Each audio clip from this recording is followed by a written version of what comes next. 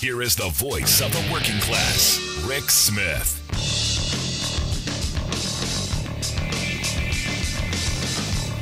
And welcome, brothers, sisters, working class heroes.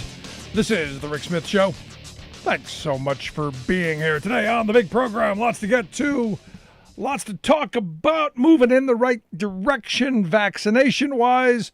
In fact, Joe Biden has moved up the deadline to opening up for all of us, all adults, from May 1st to April 19th. That means all of us, all adults, will have the opportunity to get the vaccine.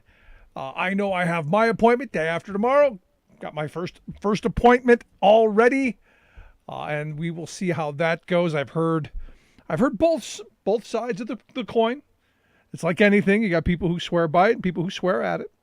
We'll see where I fall in that.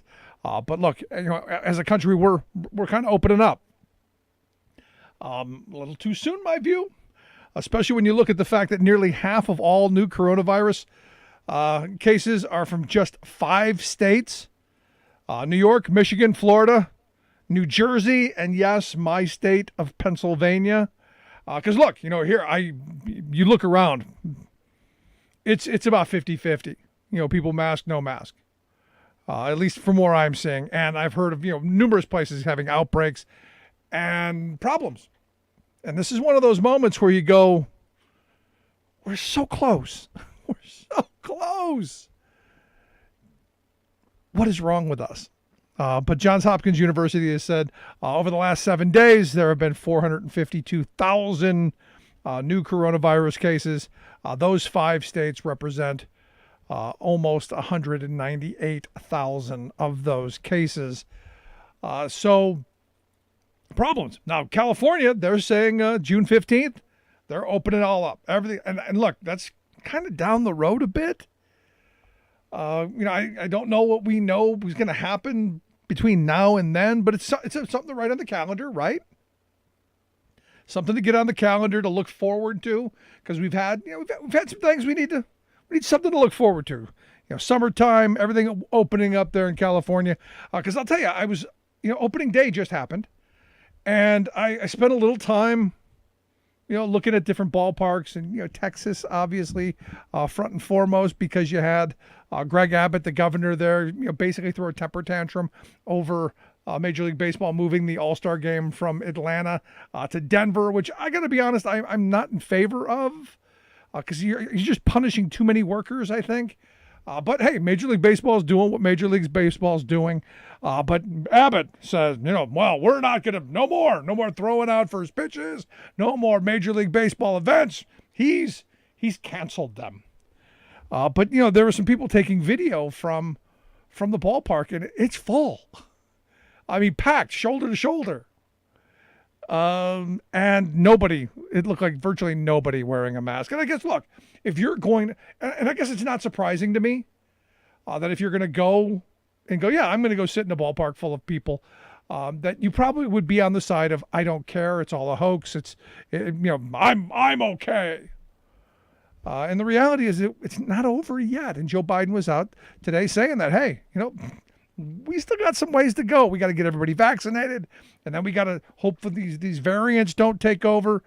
But he was today in Alexandria, Virginia, at one of the pop-up vaccination sites, saying, hey, just cool your jets a little bit. Not over yet, but we're going to get there. We're going to get there. What's interesting though is we're in this moment where so many people, if you look at those folks in Texas. A lot of people, it's a big hoax, not afraid anymore. In fact, Gallup just came out with their most recent poll. Only 35% of Americans are worried that they may catch the virus. They may get it. That's down from 49%. 77% say COVID-19 situation in the U.S. is improving. That is up from 60%. Good job, Joe Biden. And 64% report at least a fair amount of disruption in their lives, and that is down from 70%. So we're kind of getting somewhere near normal-ish. People are trying to find their way, but we're not at the end of the wall yet. Like I said, you had the opening day, and we're so close. Like I said, I get vaccinated the day after tomorrow, and I have people telling me I'll be Superman, and we'll see. But I look at what my doctor said right from the beginning, and I remember going to him before we knew anything. It was just a handful of cases. Back when Trump was saying, it'll just disappear magically. This was well before his solutions of bleach and sunshine lights up the dark side of the moon, that stuff. He was saying, look, we don't know what it is, but we know how to deal with it. Now, this is when, there were maybe 15, 44 cases, whatever. It was right in that time frame. And he said, look, we know how to deal with this. You wear your mask, you socially distance, you wash your hands, you steer clear of people. Don't breathe on anyone, don't let anybody breathe on you. We know how to do this. And his advice was, on the day they tell you it's okay, go. We're back to normal, wait 6 months. And I agree with that mentality. Keep doing what you're doing to keep yourself safe at least 6 months beyond June 15th in California or wherever else you're going to be. It just is what it is. Because here's the thing. The COVID-19 variant that they were tracking in the UK, it has now spread to all 50 states here in the U.S., and they're saying there are more than 15,000 cases here that they are tracking. And look, here's the difference. And this is where I'm in a little bit better position than I was a year ago, or a little over a year ago, when Trump was telling us, "Oh, don't worry about it. It's no big thing. Sunshine. It'll get warm. It'll disappear." I now know that there are people who are in charge of this, who are going to actually track these cases and actually do their jobs. Not just wish and hope, and certainly not play the political game that Jared Kushner had said, don't worry about it. It's only New York and California and Washington State. Those are Democratic states. Don't worry about them.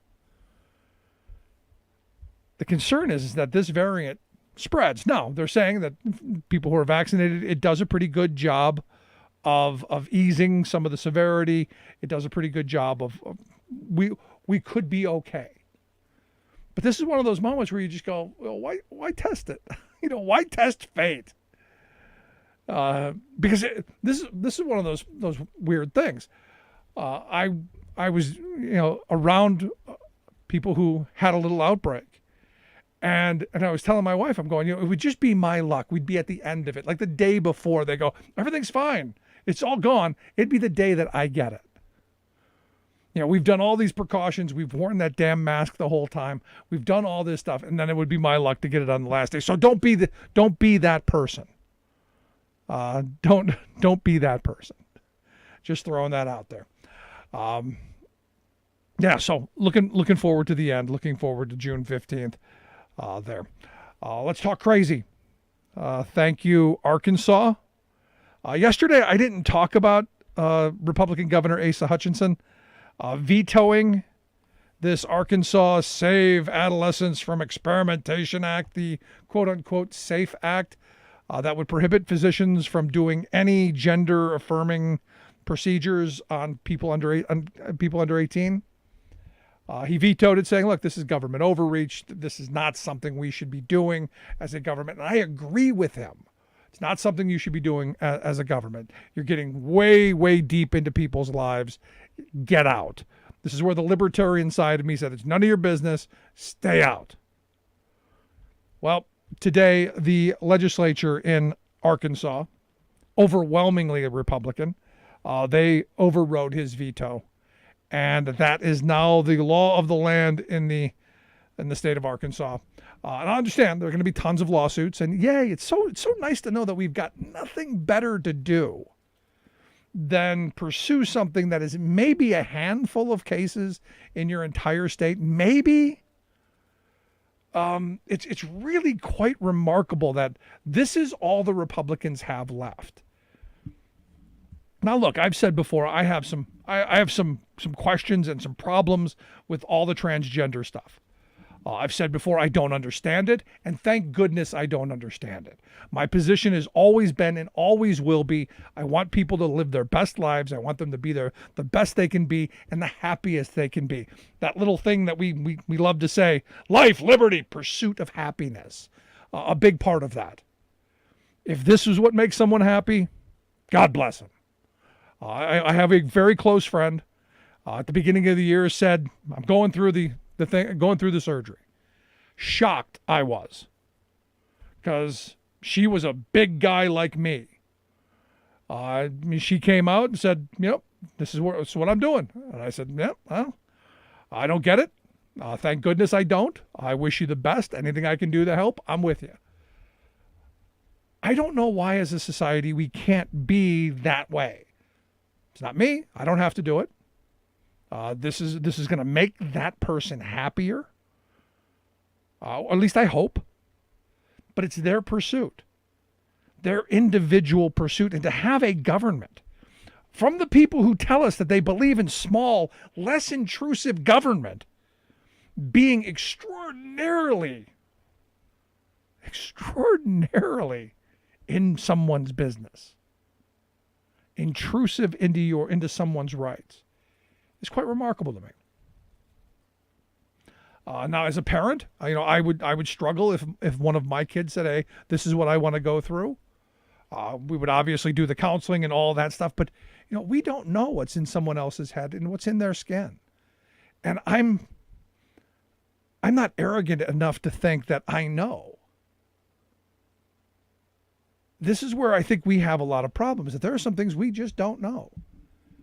And while it may not be for me, it's the same thing I said about gay marriage when that came around. Well, aren't you against gay marriage? No, I'm not against gay marriage. Let whoever you love somebody, let them get married. Go ahead. It's got nothing to do with me. People pursuing their happiness. And then I wake up today and I find out that my state representative, Barbara Gleim, I never can pronounce her name right, and I hope I don't have too much longer, because seriously, somebody's got to run against this woman. She has now come out and here in Pennsylvania, which I do not know of any story in the Commonwealth of Pennsylvania where there is a transgender high school athlete trying to play sports. I don't know that there's anyone in the state. But she and the rest of the cabal of Christian crazy, they are coming out and saying, we're going to ban transgender girls. They were very specific, transgender girls from playing girls' sports. Team sports. I could go into the whole argument that sometimes people get into, is the wrestling. Because if you're a transgender girl, you were born with as a male, so we think you're stronger and all that stuff. And you could make an argument on that. But this is saying, no, you can't even play team sports. So I'm like, wow, that's crazy. Because where are we going to go next? Can't have tall kids play basketball? Because all the short kids will feel small. I mean, it's this weird kind of world that we're in. And again, I don't know of there being any cases that this law would create a solution for. What it is, and this is what's frustrating about the Republican Party right now. They have no ideas. They have no platform. They have no positions. They have no way to move the country forward. We're still in a pandemic. I don't know if you noticed. I know a lot of people don't think so, but we're still kind of there. We got an economy that's doing not well. We've got an infrastructure bill that's probably going to be really hard to pass. And Republicans have no solutions, no help whatsoever. So what do they have? They have these cancel culture war kind of stuff. Oh, well, where someone goes to the bathroom is of national security. What a family does in the confines of their four walls with their physicians is somehow a matter of government interest. And I normally don't tread into this area because it's not my area. It's not my area. It's not something that I'm interested in at all, other than I believe everyone has the right of life, liberty, the pursuit of happiness. Whatever it is that makes you happy. Doesn't have to make me happy. As long as your rights don't infringe on mine, we're okay. But this is one of these moments where this is another opportunity that the Republicans have taken to tear us apart. They chose this legislation specifically because they know Tom Wolf is going to veto it. They know that's going to happen. And they know they don't have the votes to override his veto. But this is about causing the division. This is about pitting people against each other. This is about ripping us to shreds and keeping us divided on an issue that affects virtually no one I know. I know a handful of people. Sorry, I know two. Personally, I know a couple other people from doing this job, but I personally know two. And they don't play girl sports. They're adults. So I look at this and I'm just going, what's the point? What is Barb Glime's point? Is it to defend someone? Well, there's nobody out there to defend because this isn't even an issue. I know, it's in defense. It might be someday. Kind of like their voter ID law that they tried to ram through. They agreed. Would have never stopped anything. Would have never changed anything. Would have never caught anyone. Would have never done anything. It's just, we think it's something that needs to be done. And this is the craziness of the Republican Party right now. It's not about moving the country or the state forward. It's not about making lives better. It's about causing division. It's about hatred. It's about hatred of people who are different than them and their rigid ideology. Shame on them. And these are the people who will be the one who tell you that they want smaller, less intrusive government. They believe in family values. They believe in God. Yet they're going to be the one to tell you what God thinks. They're going to be the first ones to push their government in on you. And the first one to want to rip your family apart. If you don't conform to what their narrow-minded view is. It's really sad. And this is one of those moments where I'm hoping there are Republicans out there who are looking at people like Barb Glime and saying, this isn't who we are as a country. Those words, life, liberty, pursuit of happiness, still mean something, at least somewhere. So shame on her. And I hope people will call Barb Glime's office and remind her that's not what we sent her to Harrisburg to do. Remind her that we still got an economy that needs help. We got an infrastructure that needs help. We've got tons of things. If she needs a list, call me. She can wash the house. That is a much better use of her time. Love to hear your thoughts. You can email me, rick@thericksmithshow.com. Quick break. Right back. Stick around. Nothing more American than workers standing up, and the union gives a voice to win. On the Rick Smith Show. I'm Rick Smith, and this is Labor History in 2.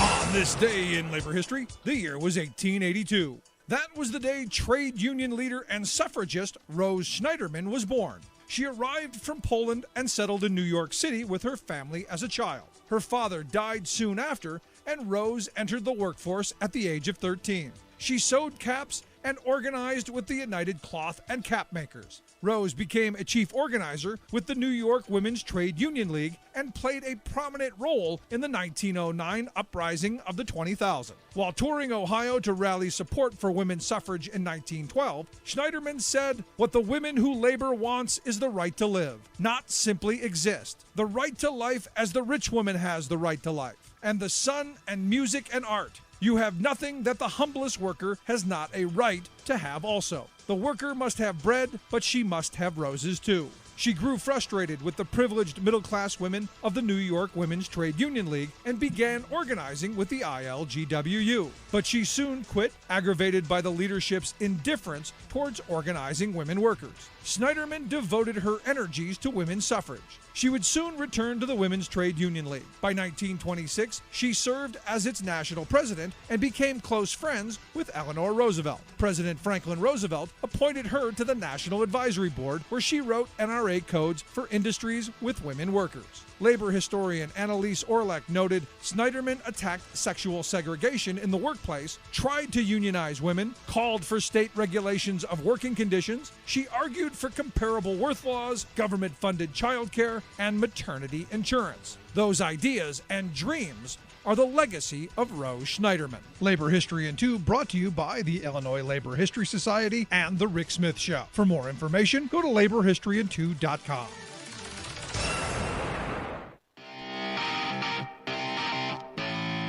Welcome back to the Rick Smith Show. Now, here is Rick Smith.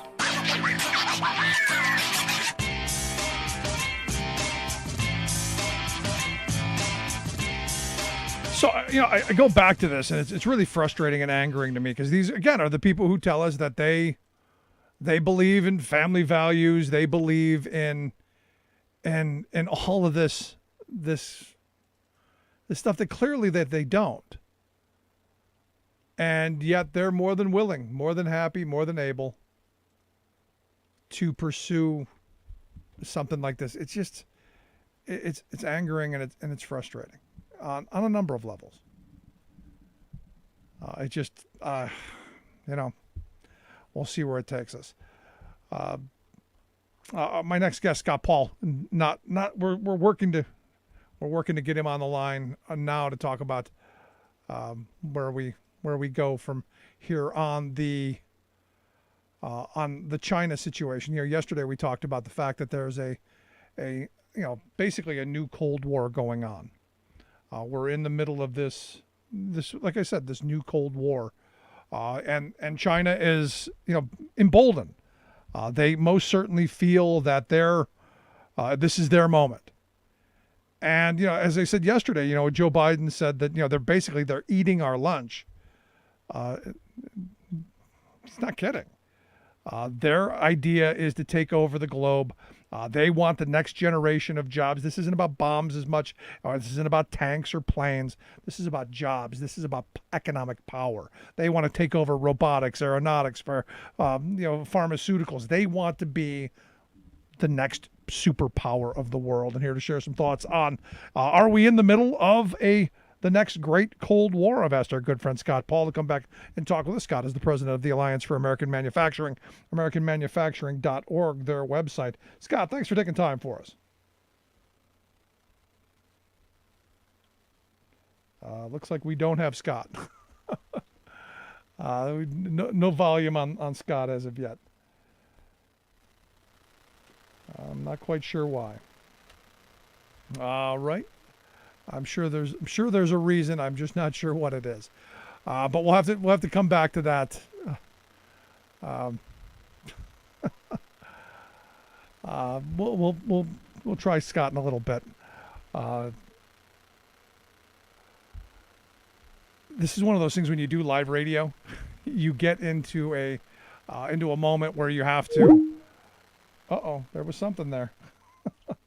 Where you have to figure out how to deal with problems as they arise. And, when you're using technology, there's always something that goes amiss. And we're kind of in that moment. But as I said, we were talking about the reality being, so let's see if we got Scott there. We got Scott, you there? No, there is clearly no Scott today. We'll have to try this again in a couple of minutes. I'm going to move on. We'll get back to Scott through the break. But this again is one of those moments where I'm frustrated with technology, and it is what it is.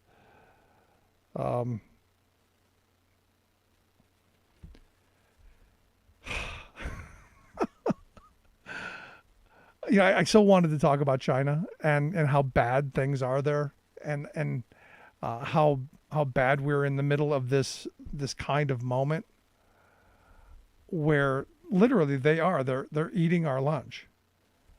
They are taking advantage of the fact that we are a much more open society. They're taking advantage of being able to buy our our companies up to buy to basically buy us. And they've been doing that, every way possible. And what's angering and frustrating is you have the division going on in this country of this politic that's going on that China is stoking, that Russia is stoking, this division of keeping us apart. And, part of it comes back to this thing with Barb Gleim. The fact that the best that the Republican Party has right now is to keep us on these really fringe social issues that we've always dealt with as a country. This kind of stuff is not new. And this is the weird thing for me. This is not new. It just was never used to paralyze our country before like this. It was never an issue. People were able to live their lives. And yet now we're in this weird moment where our political folks are using this to keep us divided. And I've asked people, do you care about this? And when you get right down to it, the truth is they don't know anyone. And when they do finally come across someone, they are a lot more empathetic. And I guess it's easier to hate someone or to go after somebody that you don't know than it is somebody that you do. But we're just in this tough moment in our country where, we used to be able to do this stuff. Just not quite so much. There's not quite so much right now. And it's kind of we're kind of in this weird moment. And as I said, I hope folks will contact her office because we've got so much that we have to do. And we've got to figure out how to bring the country back together. But you've got these social issues that are out there meant to divide us. You got someone like Mitch McConnell. Mitch McConnell, who is going to, just like he did with Obama, not allow anything to happen, not allow anything to go forward. Even though, a giant infrastructure plan would help Kentucky enormously, would help create thousands of jobs throughout the state of Kentucky, would invest in their infrastructure, would bring industry, it would do good things. Same thing with Joe Manchin in West Virginia. And yet they're the obstacles. Now, McConnell, I do find McConnell hysterical because, when you look up the word hypocrite in the dictionary, he's standing right there smiling. So he gave a press conference, I think it was yesterday, and he is just angry as can be that that CEOs are telling politicians what to do.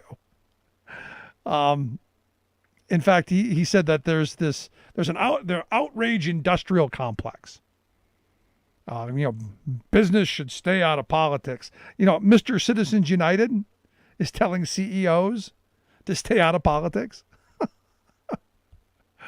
He said, when Major League Baseball moved out of Atlanta and is moving to Denver, he said he found it completely discouraging to find a bunch of corporate CEOs getting in the middle of politics. He said, my advice to the corporate CEOs of America is to stay out of the politics. Don't pick sides in these big fights. Now remember, I go back to this, Republican Party of big business. They've been taking corporate cash for a long time. Citizens United, their baby. Remember, money is speech. People are corporations. Remember that stuff? Remember that? Yeah. Now, when it's not on their side, now it's shut up and sit down. He said it's jaw-dropping to see powerful American institutions not just permit themselves to be bullied, but to join in the bullying themselves. Again, these are corporations with self-interest, and their self-interest is to protect their brands. Since they've interjected themselves in the politics all of these years, they're now on the hook, and they know this. They know that they've been funding the American Legislative Exchange Council for decades. They know that they've been feeding money to these think tanks to come up with bad policy. They know that they've been lobbying for loopholes and deregulation and all of this political stuff because that's what they do. And we all know that they've funded people like Mitch McConnell and the Republican Party pretty heavily, and some Democrats too. Let's not get out of crazy here. And now when we, the people, start saying, hey, you know what? We may start boycotting stuff. We may not drink your product. Is this that moment? I don't know. I don't know if now is the time to be boycotting Coke or Delta or any of them over what's going on there. Because understand, and this is where I struggle with this. There are, a lot of working class people who would be affected by that. As a working guy, I don't want to see people lose their jobs. I don't want to see, people not be able to feed their families. I see that sometimes you do have to boycott and that this is a major thing. But this is what happens when corporate America gets themselves in this kind of a twist. I've been saying for years they should have stayed out. There are businesses who have made their model taking political sides. I mean, I look at Chick-fil-A. They are a perfect example of a company that has clearly defined their political view. They have clearly defined who they are based on their ideology and who they're seeking as customers. On the other side, on the left, you have the spice company Penzies. Clearly, one of the groups who they have staked their territory. And I've always said that, this isn't the place that business should have ever put themselves in. They should have never gotten in the middle of these political wars. But Mitch McConnell goes on. He said Americans do not need or want big business to amplify disinformation or react to every manufactured controversy with frantic left-wing signaling. No, this was Coke, this was the airlines, this was a bunch of people saying, no, your voting laws went too far. Your voting laws, we know that the Republicans lost the state for the first time in a long time, and this was the reaction to get it back. This was clearly an attempt to stop people from voting. There's no good in this. You didn't do anything good, so stop. He goes on to say, from election law to environmentalism to radical social agendas to the Second Amendment, parts of the private sector keep dabbling in behaving like a woke parallel government. Corporations will invite serious consequence if they become a vehicle for the far left mobs to hijack our country from outside the constitutional order. Unlike the mobs of people that corporate America actually funded to storm our Capitol and in what I would argue is domestic terrorism and kill a policeman. And I know they were good people. They were, had really good relations with the police, hugs and kisses, all that stuff, thoughts and prayers too. Never mind Publix, who gave, Alex Jones supposedly $300,000 to put on partially that little, never mind that. Well, we're not going to talk about those corporations.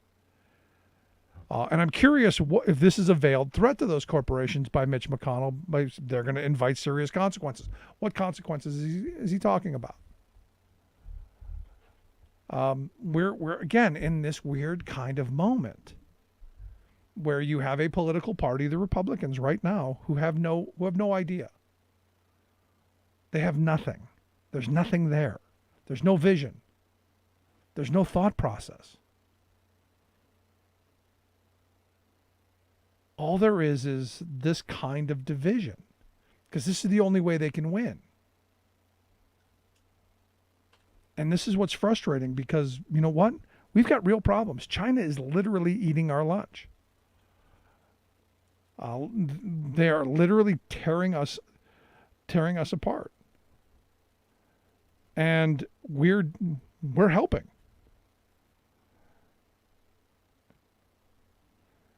So I'm wondering, where does this bring us? Where does this take us in the coming weeks and months? Do we get an infrastructure bill passed through that we desperately need?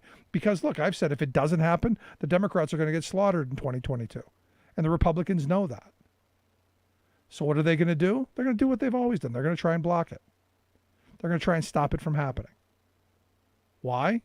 Because they don't want the Democrats to win. They want to be able to slaughter them in 2022. Why? So that they can take power and the Democrats can do the same thing to them, and we'll get nothing done. And we'll end up another decade down the road with outdated, antiquated infrastructure crumbling around us.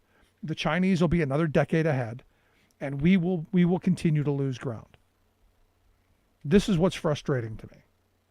I said at the beginning of the year, my goal is to get things done. Always has been. We can have the bickering, we can have all the craziness, all the stuff that goes on. This is crazy. This is no way to run a lemonade stand. Let alone the most powerful country on earth at this moment. I mean, we have given away wealth. We have given away a prosperous working class. We've given away millions of jobs. And for what? So we can have a handful of more billionaires. We can enrich the billionaire class a little bit more. And then we can be treated like children and toddlers who are torn apart and divided over nonsense issues. Issues that don't affect the majority of people. But boy, this is where I got to give Republicans credit. They're good at this. They're good at taking an issue like the transgender bathroom issue. And they're good at, just scaring the you-know-what out of people. They're good at the victim card. They're good at the fear card. They're good at keeping us at the bottom of Maslow's hierarchy of need. They're great at keeping us in the fear and in the safety category, to where we never move up. And by never moving up, we don't ask questions. We don't ask, hey, how come we have jobs that the wages have been stagnant for 30 years and declining for 30 years? Hey, how come the infrastructure how come we're 13th in the world in infrastructure? How come we have people who go to bed hungry? How come we have people who can't get adequate health care? How come we have, a generation of people who are going to not be able to retire? How come? Oh, I worry about where someone goes to the bathroom. It's insane. We'll take a quick break. We're going to give Scott a try on the other side. Right back after this. Remembering that united we bargain, divided we beg. Rick Smith.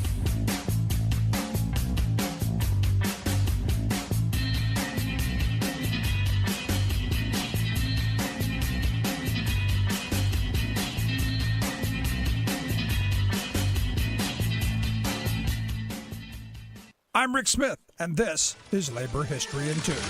On this day in labor history, the year was 1917. That was the day that the United States declared war on Germany and entered World War I. The war had been raging since 1914, but the U.S. did not enter the conflict until 1917. Dubbed the War to End All Wars, the conflict transformed the work experience for many women. As men went off to fight, industries looked to women to fill the labor shortage. By the end of the war, 3 million new women workers had taken jobs in war industries and at work sites like food production facilities and textile mills. A year after the U.S. entered into the war, the Seattle Union Record described the impact on women workers, writing, "There has been a sudden influx of women into such unusual occupations as bank clerks, ticket sellers, elevator operator, chauffeur, streetcar conductor, railroad track walker, section hand, locomotive wiper and oiler, locomotive dispatcher, block operator, drawbridge attendant, and employment in machine shops, steel mills, powder and ammunition factories, airplane works, boot blackening, and farming." The Department of Labor established the Women in Industry Service to address the needs of this growing women's workforce. After the war, the initiative was renamed in 1920 to the Women's Bureau. Its charge was to, quote, formulate standards and policies which shall promote the welfare of wage-earning women, improve their working conditions, increase their efficiency, and advance their opportunities for profitable employment. Yet after the war, many women were not able to keep their new jobs. Men returning from the battlefront expected women to return home and open up jobs for male workers.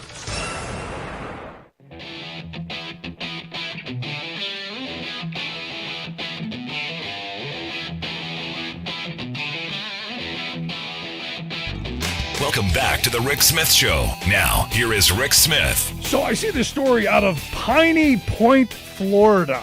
Evidently a little place near Tampa, where they've got these giant pools of wastewater that evidently are going to leak, are leaking somewhere. They're talking about potentially them, cutting loose and basically putting Florida under wastewater. I mean, it's going to be underwater at some point down the road anyway, but we're talking about really nasty water. And it's kind of like the dams in West Virginia that are leaking at the footer, where you start going, all that slurry that's being held behind this dam, which evidently there's one about the size of the Hoover Dam that I didn't even know, but it's leaking at the foot. It's not a matter of if it's going to cut loose, just a matter of when. So those 3,000 or 4,000 people who are downside, they will just be washed away when it happens. Imagine living in that neighborhood. Anyway, here to share some thoughts on what do we do with this? Because we need infrastructure. This I would consider part of infrastructure. That's why I've asked our good friend Scott Paul to come talk with us. Scott's the president of the Alliance for American Manufacturing, AmericanManufacturing.org, the website. Scott, thanks for taking time for us. Hey, Rick, it's great to be with you. And thanks for your patience with me this evening. Anytime. So this is leaking. Yeah. Nasty, toxic wastewater. And this isn't the only place. There's these things all over the country. And this is a problem. Yeah. It's a huge problem. And there's a couple issues working here. One is that we privatize way too much stuff. And when you leave it up to private profit-seeking companies to do things like upkeep that don't probably guarantee them a return, when they also probably have some insurance, they're going to let stuff like this happen. So privatization, not all that it's cracked up to be. Number two is that we do defer a lot of maintenance, and it is a bad idea. Anybody who knows a vehicle knows this, that get that oil change, get that stuff done, because if you don't, sometime in the future, you're going to end up with a calamity that's going to cost you a whole lot more. And that is happening not only, as you mentioned, in Piney Point, Florida, but also in many places around the country in many different forms. You saw that with drinking water in Flint. You see that with bridges collapsing in Minnesota and other places. And you see that with trains that are not functioning the way they should be, highways that are either full of potholes or too congested, schools that are crumbling, broadband that is ridiculously bad compared to most of the rest of the world. And it's no wonder that we have competitiveness problems and all these inequities and headline news like this, because we do need to invest in our infrastructure. You mentioned, tomorrow it might be West Virginia, and it might be another place after that. And this isn't a Republican or a Democratic issue. It's not something that seeks out Democratic states or Republican states. It happens all around us. I'm glad Joe Biden is talking about this, and not only talking about it, he wants to do something about it, invest trillions in infrastructure. And Democrats want to do the same thing. And so we just got to get this across the finish line as quickly as we can, and as large of an investment as we can possibly do this year. Now, I heard Band-Aids work. Just put a Band-Aid over it. I mean, it's what we've been doing, because my problem is I'm so frustrated that our political divide is put us in this position where we can't get anything done. I mean, the fact that our infrastructure has been allowed to get to the point that it's at now is a sign of the failure of our political system to deal with our problems at hand. I mean, we're in a moment where we're still in a pandemic. Our economy's not good. Our infrastructure is crumbling. And we've got, some people are still talking about who goes to which bathroom and who can play on which sports team. It's crazy. Just crazy. Yeah, yeah, that's the wrong debate. Absolutely, and of course they want to focus in on these issues where they think there can be some cultural divide or issues that will be divisive to Americans, rather than something that is incredibly unifying, like infrastructure, for instance. Yeah. And I realize, look, this isn't the sexiest thing to talk about. This is not, this is not a top shelf political issue.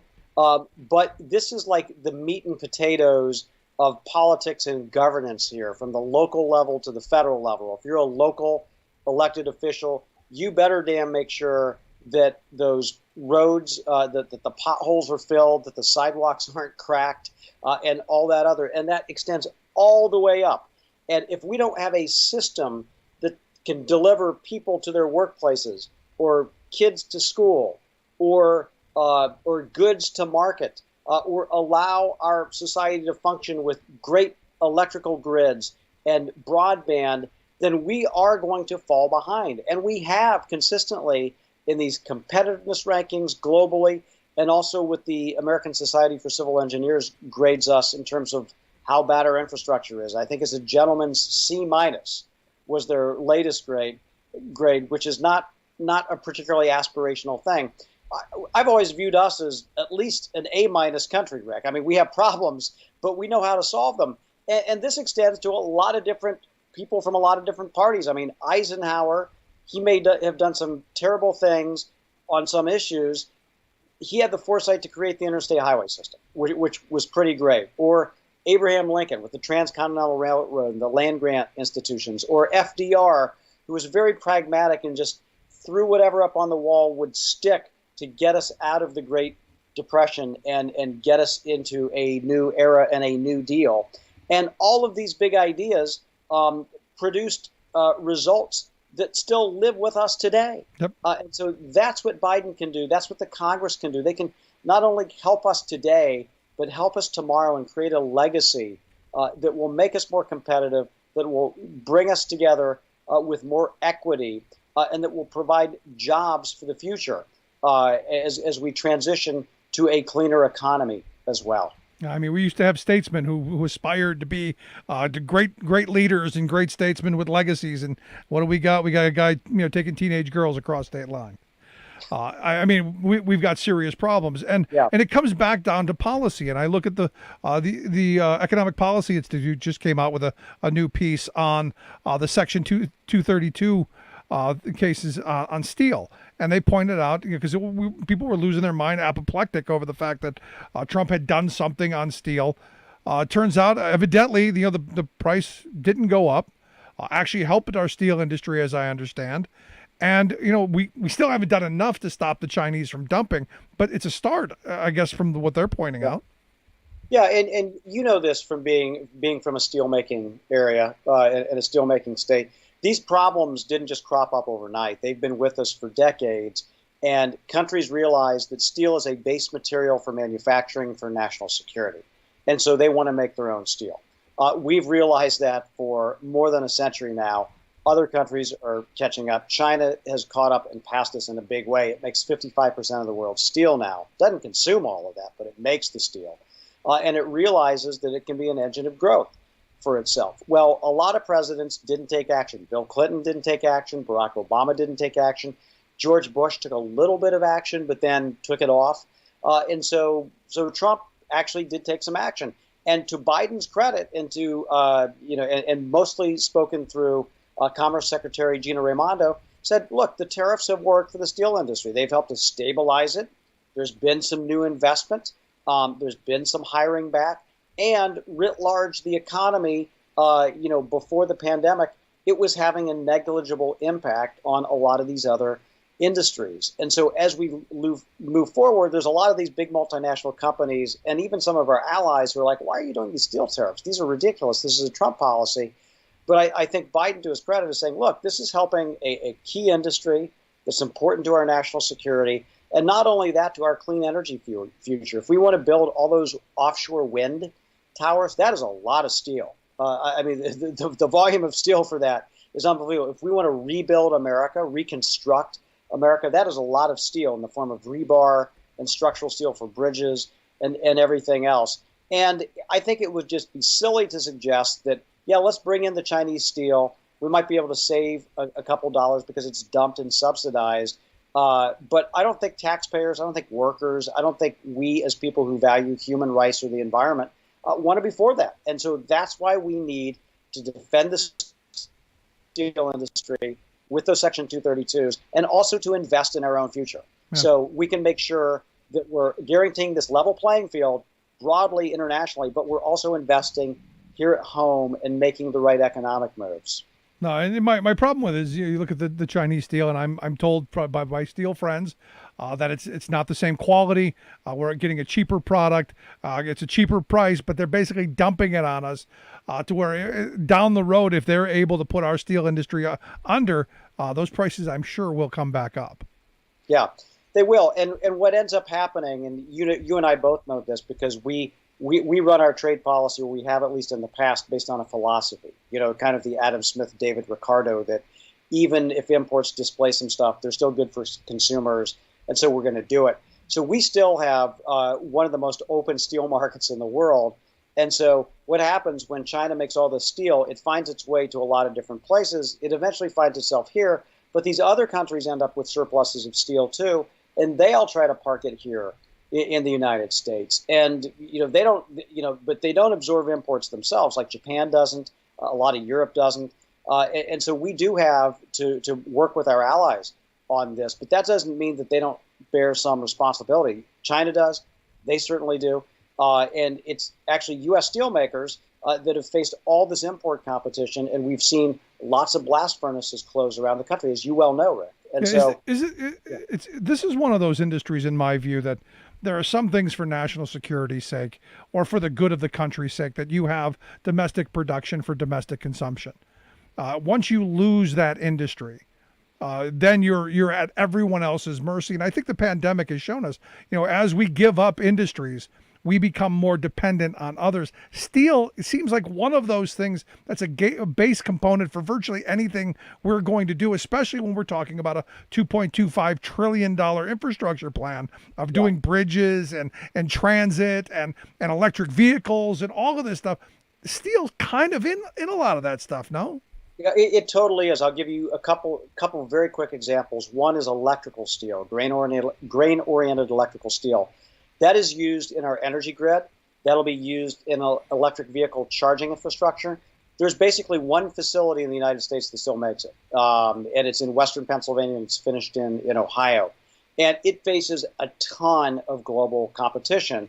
Well, that facility obviously needs those tariffs so that they can help to rebuild this economy. And the other example is with respect to armor plate and plate that's made in one of America's oldest steel mills in Coatesville, and then also finished in Conshohocken, Pennsylvania, close by to that. That goes in literally our submarines, our aircraft carriers, and potentially those offshore wind towers that I'm talking about as well. And so it is vital not only for our security, but also for our clean energy future, and also making all those new metals that will go into the EVs. The steel companies have been working very closely with the auto companies on how do you do that to make it work. And they're looking forward to this, but we do need to push back on those unfair trade practices abroad, and part of that is maintaining those Section 232 tariffs that started in 2018.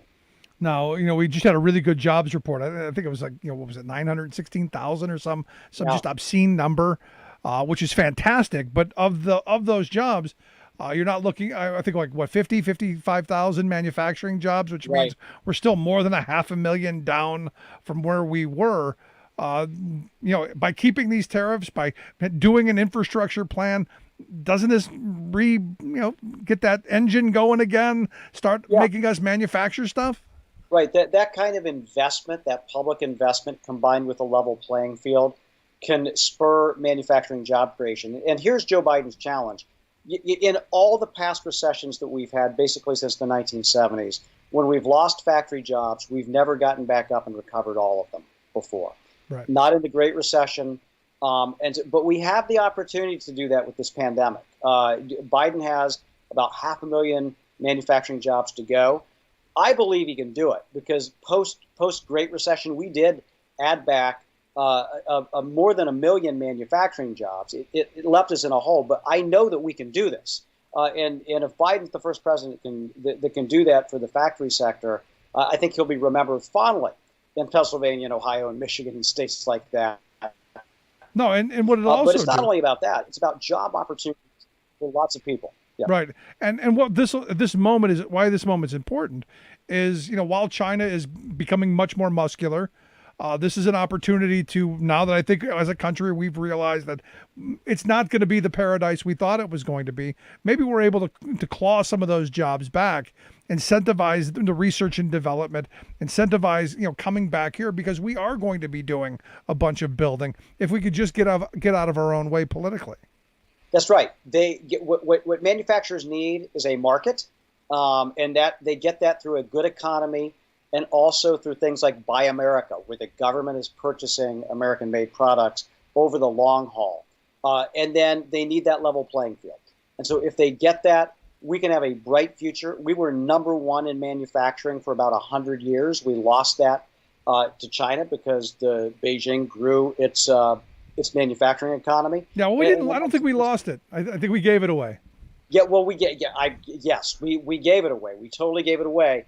And this isn't about who's better, the United States or about China, but this is about, we know we can do this. I mean, we know we can make steel cleaner and more efficiently than China. We know that if we put our minds to it, we can build smartphones in the United States. Just as Apple or no one else has ever cared about that, and no one's made them care about that. But if we do, we can have a brighter future and good jobs for a new generation of Rosie the Riveters and of factory workers who can make some pretty amazing things that will leave a lasting legacy for our economy as we're rebuilding this country. Let me ask you this, because I get it every time I bring this up, because we're on the same page. I get, Americans don't want those jobs. I hear that all the time. And I'm struggling with it because I think Americans do want those jobs. Those are good jobs if they're good union jobs. Yeah, absolutely.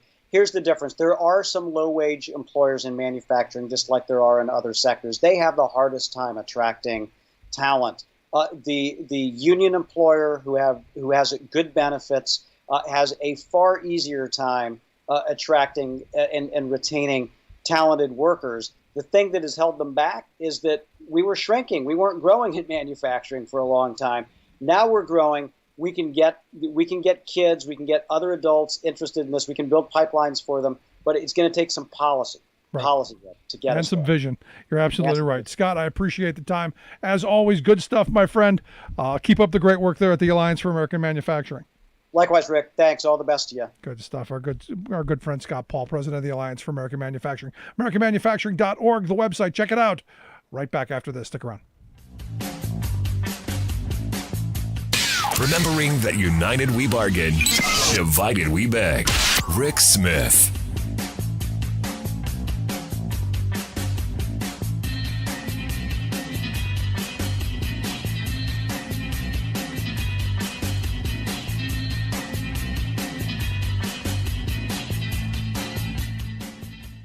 I'm Rick Smith, and this is Labor History in 2. Often, Southern states are the focus of histories of slavery in the United States. But did you know that in the early 1700s, 1 in 5 residents of New York were enslaved Africans? New York merchants had a trading relationship with the Caribbean, which had a large enslaved population. This brought enslaved people to New York. But since there were no large plantations in the colony, most of these enslaved people worked as carpenters, fishermen, or stonemasons. On this day in labor history, the year was 1712. A group of 20 to 70 enslaved Africans armed themselves with guns, swords, and hatchets. They set fire to a building in the center of town, attacking the white settlers who tried to put the fire out. The armed insurrection killed 9 white settlers and injured several more before the militia arrived. As many as 70 enslaved and free black people were arrested for the revolt. Several chose to commit suicide rather than go to trial. More than 20 were executed. Most were hung, and a few were burned at the stake. The revolt resulted in the passage of tougher slave codes. Enslaved people were forbidden from carrying weapons or meeting in groups of 3 or more. Punishments could include whipping. For the next 150 years, this pattern repeated. Slave uprisings in the United States would be followed by brutal repression and a tightening of slave codes. In New York, slavery remained legal until 1799. Even then, New York only adopted an act for the gradual abolition of slavery. This meant that those enslaved before July 4th, 1799 would remain in bondage. Slavery was not fully eradicated in New York until 1841. Labor History in 2 brought to you by the Illinois Labor History Society and The Rick Smith Show. For more information, go to laborhistoryin2.com, like us on Facebook, and follow us on the Twitters at Labor History in 2. Those in the know say that we the people should forget any progressive fantasy that, at long last, Washington might finally produce the kind of bold FDR-style agenda that America needs. They smugly lecture us that recalcitrant Republicans in Congress, not to mention a swarm of corporate lobbyists, are opposed to progressive change, so who would get it passed? Here's an idea. Try the people themselves. Those in the know don't seem to know it, or don't want us to know it, but big majorities across grassroots America are strongly in favor of the fundamental changes that Washington elites are rejecting. For example, 2/3 of America, including a majority of moderate Republicans, say yes to doubling the minimum wage. 72% of the people, including 46% of professed Republicans, shout their approval for Medicare for all. 8 out of 10 Americans, including strong majorities of Republicans, support a paid family leave program like every other developed nation provides for their people. What about increasing taxes on the rich, expanding Medicaid for poor families, raising teacher pay, spending more for early childhood education? Yes, yes, yes, yes, say majorities, not just in blue states, but also in GOP strongholds like Idaho, Nebraska, and Utah. These are not just poll numbers, but solid ideas embraced last year by a broad cross-section of voters in ballot elections across the country. For example, Florida voters enacted a constitutional initiative to up the state's minimum pay to $15, with yeas topping nays by a whopping margin of more than 20 points, making it even more popular than either Trump or Biden. This is Jim Hightower saying, instead of fearing the people, Democratic leaders need to get out of Washington and join the people. The Hightower Radio Lowdown is made possible by you lowdowners who subscribe to our monthly newsletter, The Hightower Lowdown. You know who you are. Thank you. Welcome back to The Rick Smith Show. Now, here is Rick Smith. So here you go. Jeff Bezos is saying that Amazon actually supports a corporate tax rate hike.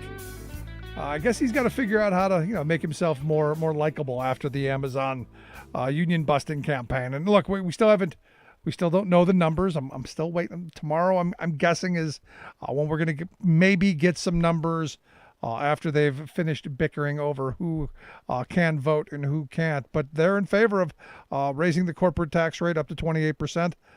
Even though Joe Manchin is, shooting everyone in the foot by saying, no, can't go above 25. And it's just like a Democrat. I got to be honest, just like a Democrat to say, no, it was 35. They moved it down to 21. We're only going to take it to 25. That's how we got from 56% in 1953 down to 21% right now.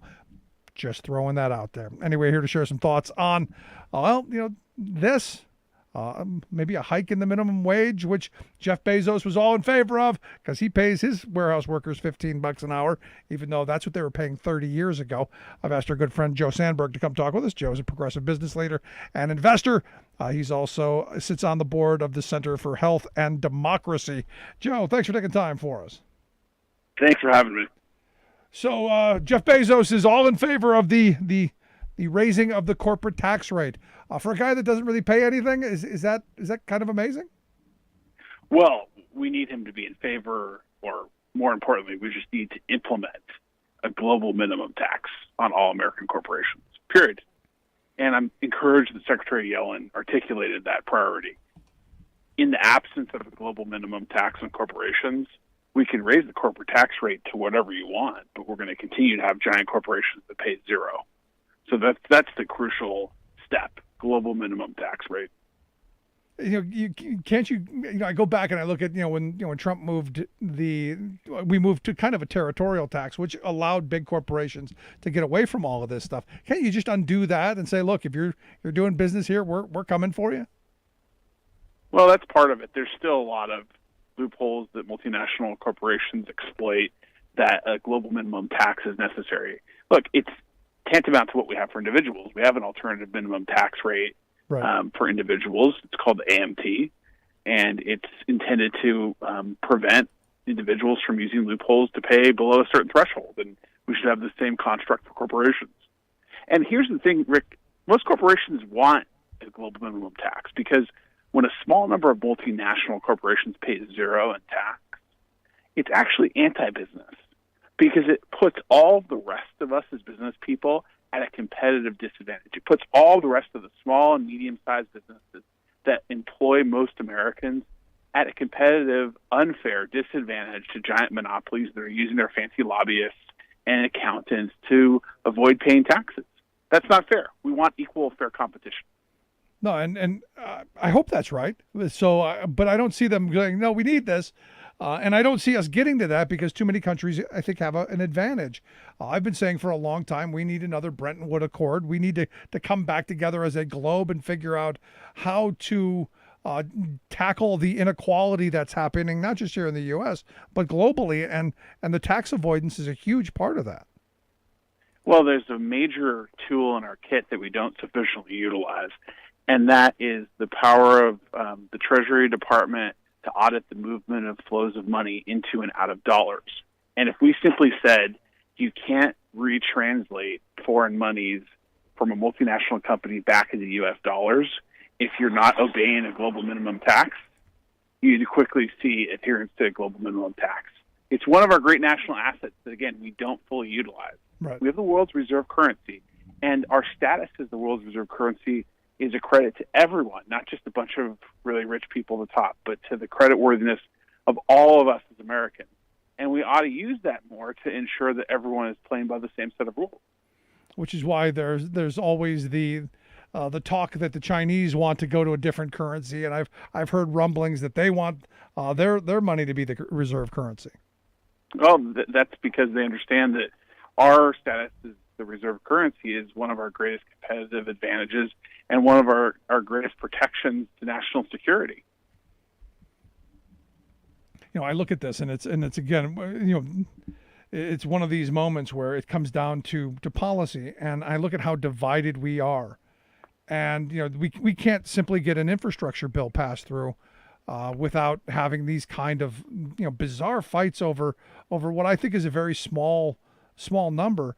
Where I look at a country like China, that they're just outperforming us on every front in building their infrastructure and moving towards taking over the future, and we're still mired in this division over should people be paid a living wage, should corporations pay no taxes. I mean, it's kind of crazy to me, Joe. Well, it is, and there's only one remedy, and that's electing new people. I think that we started the process in 20. And we're going to have to continue that process in 22. We're going to need to elect a lot of new governors, and we're going to need to elect new senators. There's no single simple answer. And I think that's been one of our shortcomings over the last couple of decades is we keep wanting these simple answers that would occur in one election cycle. And by contrast, the right wing organizes itself for a multi-decade, and century-long battle. And the center and center-left hasn't met that in match, and until and unless we change that, we're going to continue to get defeated in what matters most, and that's policy outcomes. Yeah, no, you're right. The ultra-rich of this country have stripped the country of just about everything it has because they've won the battle at the ballot box over half a century. And the way we're going to put things back together is to win at the ballot box over the next half century. Yeah, I look at someone like Bezos and coming out for I think that's a political move more than anything else. I also think, him coming out and saying, oh, we pay all of our workers $15 an hour. I think that's a political move. But, ultimately, I remember 30 years ago, those jobs were paying, 13, 14, $15 an hour 30 years ago. So we've lost, a couple of decades of wage increases. And I think a lot of that has to do with the fact that unions have been under attack all this time, and that our policy leaders have left us behind. And one of the issues I know you spend a lot of time on is talking about the minimum wage. To me, working at Amazon, $15 an hour is nowhere near worth working in a place like that, given the constraints, going to the bathroom in bottles, just all of the stuff that goes there. But here we're in this moment where they're touting, hey, we're paying $15 an hour. Look, the reason that wages have stagnated is simple, and nobody listening needs to have a PhD in economics to understand the why. Wages have stagnated for two reasons. Reason number one, unions have declined in power.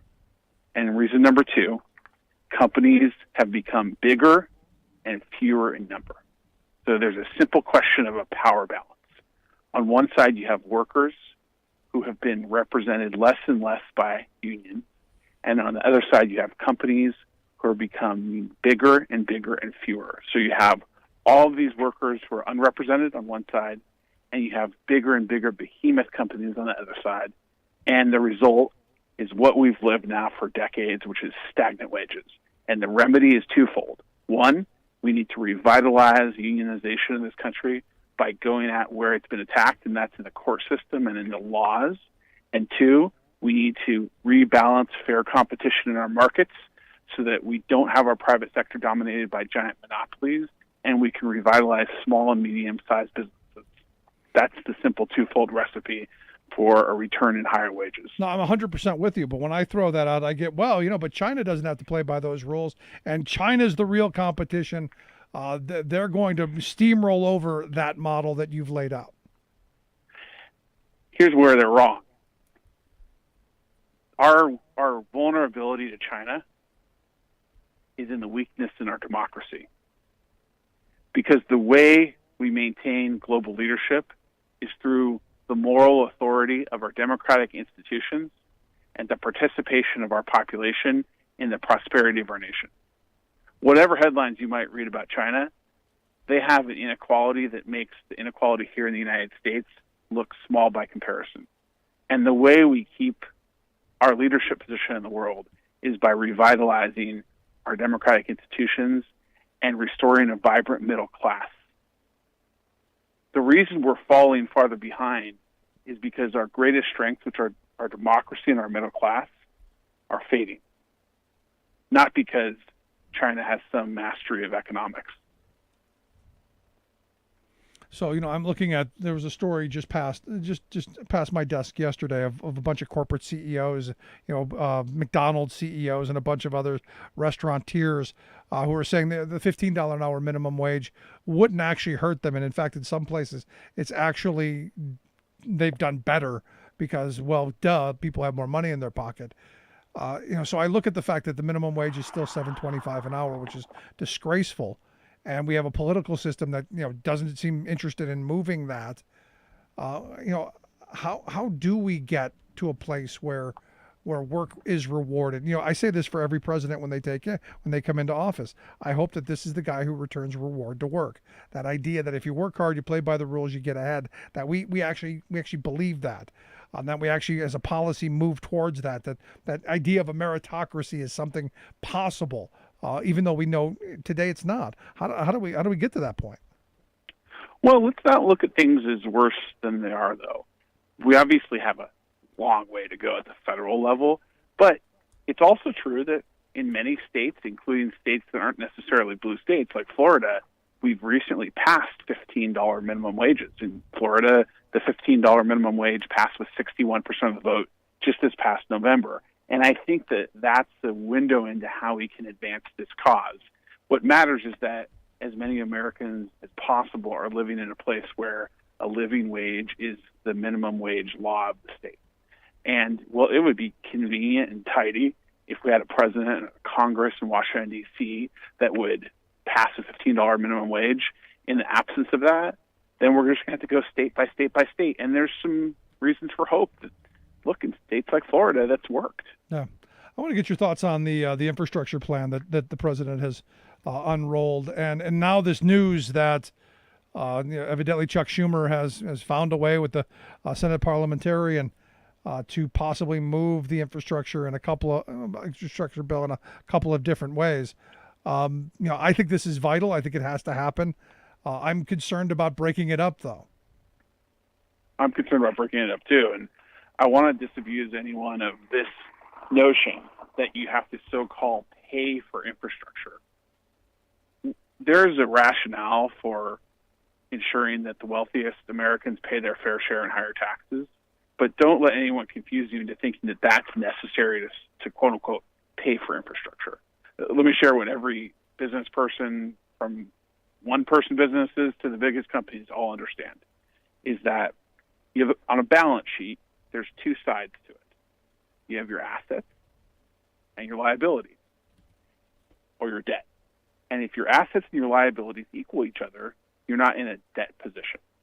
But what we've done as a government federally so dishonestly is we've let people think that if the federal government has debt, then the federal government is a debtor, without looking at all of the tremendous assets that the federal government possesses.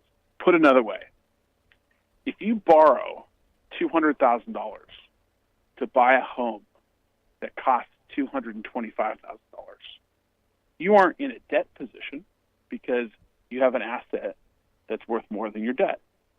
Similarly, if you borrow $3 trillion to build infrastructure that are fixed capital assets that have long-lived lives that generate tremendous economic productivity in our nation, you're not in a net debt position because you've taken that debt and built an asset with it. So if ever there was something that was totally suited to deficit financing, it's infrastructure, and it's long overdue. Oh, it's been long overdue for decades, Joe. I mean, this is one of those things that, we were talking about back during the, after 9/11, we're talking about, hey, we need to get the economy moving. Infrastructure. Didn't get it done then. The collapse happens in 2008 and 2009. Hey, shovel ready. Show me those shovel ready projects. We didn't get enough done then. We've been talking about this for decades. I know. And of course the economy's been growing at a sluggish rate. It's no different than if you have a car and you haven't put oil in the car for, imagine if you don't give your car an oil change for 3 years. It's not going to work very well. Well, it's the same thing with an economy. If you don't upgrade the infrastructure, periodically, then the economy isn't going to function as smoothly. And that's what we're experiencing now. Everyone who travels the country understands our infrastructure is an embarrassment on the world stage. And it doesn't have to be that way. And I actually am cautiously optimistic that we're going to get some good results on infrastructure, from this administration. Let's see. No, I am too. I'm guardedly optimistic in thinking that we have the ability to turn a corner and to transform our country and our economy in ways that are going to be felt, 30, 40, 50 years from now, that our grandkids are going to look back and go, hey, this was, thanks. You didn't screw us too badly. Yeah. What I'm waiting to see is where we're going to get the $15 minimum wage. If we don't pass the $15 minimum wage, I think there's going to be hell to pay at the ballot box in 22.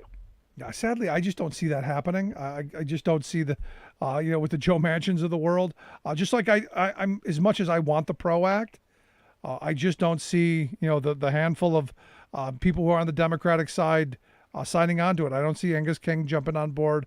I don't see Warner from Virginia. I don't see Kelly and Simona. I don't see them jumping on. Well, they're going to have primary challenges in that case. I don't know what to say. I mean, that's the only solution, right? Because we have to primary them when they're up.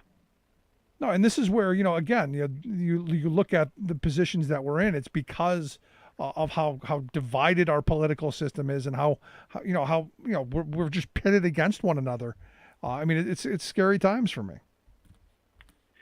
Yeah, it is. But here's the good news, I think, and this isn't just a pithy line. The future is uncertain, and that's the reason we can be optimistic. If the future were baked in the cake bad, that's the reason to be despaired. But the future is ours to write, and if we make the right choices and we organize, there's no reason that we can't turn these things around. Yep, that's the bit of optimism. I think if we get this infrastructure bill put through, we get people back to work. I think the snowball of optimism and of good things happens. and things will be okay. But Joe, I appreciate the time and the thoughts. It's always great having a conversation with you. Well, likewise, and thanks for your voice. It's really important, Rick. Good stuff, Joe Sanberg. No, look, I don't want to paint that dark doom and gloom picture of I fear nothing's going to get done. Mitch McConnell has basically said it's not happening. So anything that McConnell can do to stop the infrastructure bill from happening, from us getting better roads and bridges and broadband. Look, today I tweeted out, my phone says 5G. I just got a brand new cell phone, and it says 5G, and I'm going, it's just as crummy as the 4G was, and in fact it was worse than that. And then I got to another spot and it said 4G, and it was even slower yet.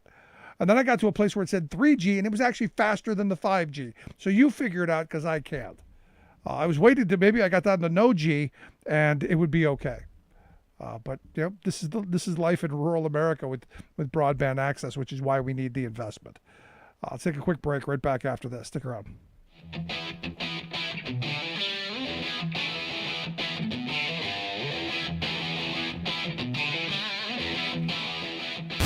Saving work in America, one show at a time.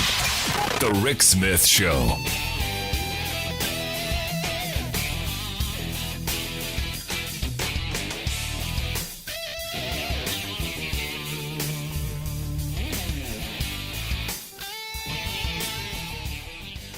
I'm Rick Smith, and this is Labor History in 2. On this day in labor history, the year was 1882.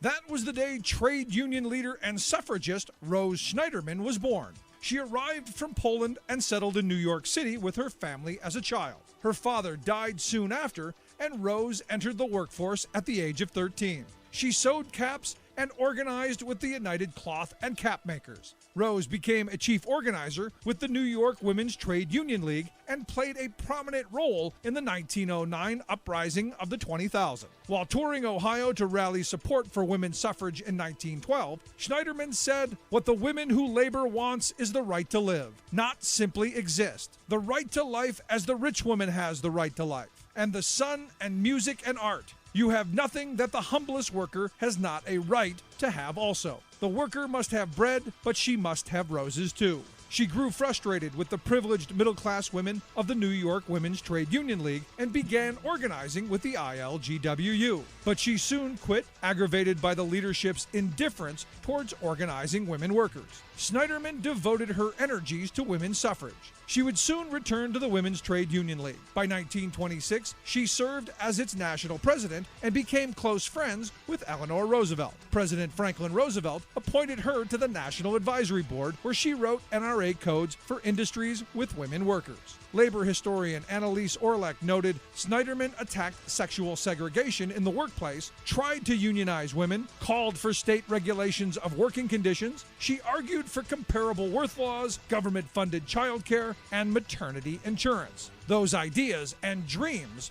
are the legacy of Rose Schneiderman. Labor History in 2 brought to you by the Illinois Labor History Society and The Rick Smith Show. For more information, go to laborhistoryin2.com.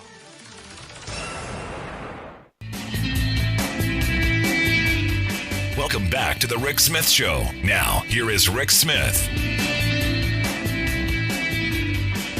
So some good news out of California. One of the things I've been talking about for a long time is, the need for better banking services. I know we're going to go from infrastructure to banking. And look, I think we do. I think we need much better banking services. And California has come out with a piece of legislation that is going to create a state bank. And I think this is a good idea. I think this is a good idea. They call it the California Public Banking Option Act. It would create Bank Cal, which would be the first state government program in the nation to offer universal consumer banking. It would provide no-fee debit cards, direct deposits from employers and government agencies, all free, electronic bill paying, all free, ATM access, all of that stuff. Going to compete with private banks. I think that's a good thing. We definitely need something to kind of rein in the craziness. I'm now dealing with mortgage lenders right now. We're in the process of helping our daughter buy a house. And, I'm now going into this, losing my mind, having to deal with all of the hidden fees and all of the stuff that, one lender charges this, one lender does this. There's all, just crazy amounts of really, paperwork out the wazoo. And then you get down to this long laundry list of handout numbers of you got to pay this, that, the other thing. I mean, it's crazy. Origination fee, title insurance, title search, this, that, you name it. And it's thousands of dollars. And there have to be ways that you're able to make this a more streamlined process. It's really quite amazing at what they've built for themselves. And then they get you like in a refinance situation. They nail you with all kind of fees and all the same fees they got you with when you got the mortgage the first time. You go through the whole process all over again. And they just suck it to you. There's got to be a more streamlined process of doing this. And to see that California is going, maybe we're going to move to some public banking. I'm thrilled with that. Because then maybe you have the ability to go back to an idea of, not, hey, how can we get money out of people and steal the asset when they can't afford it anymore? But, maybe in times of crisis, help people stay in their homes.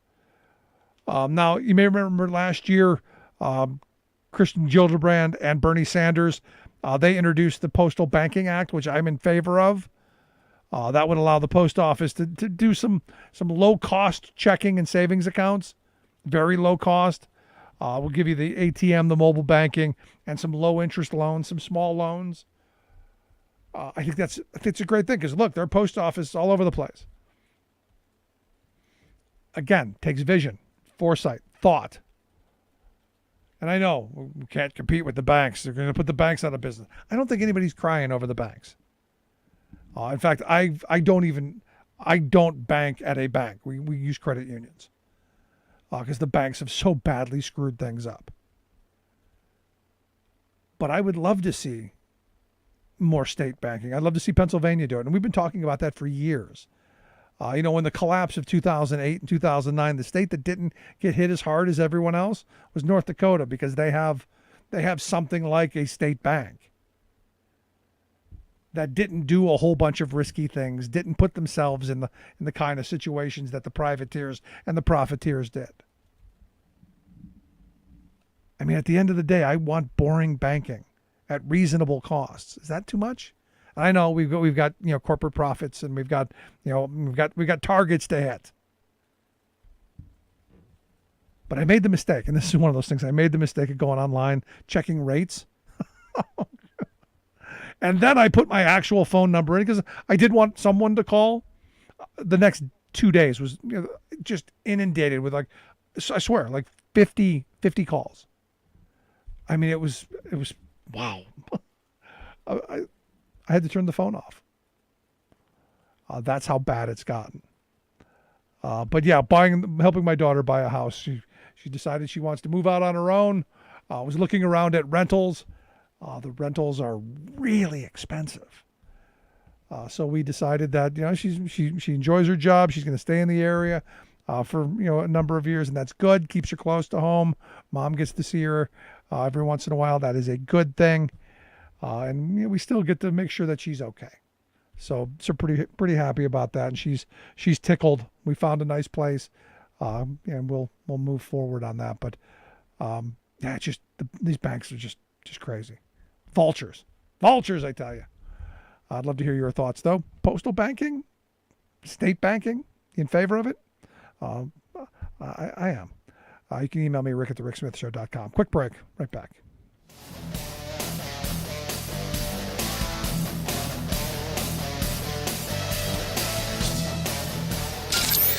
Waving the flag of freedom for people, not corporations. Rick Smith.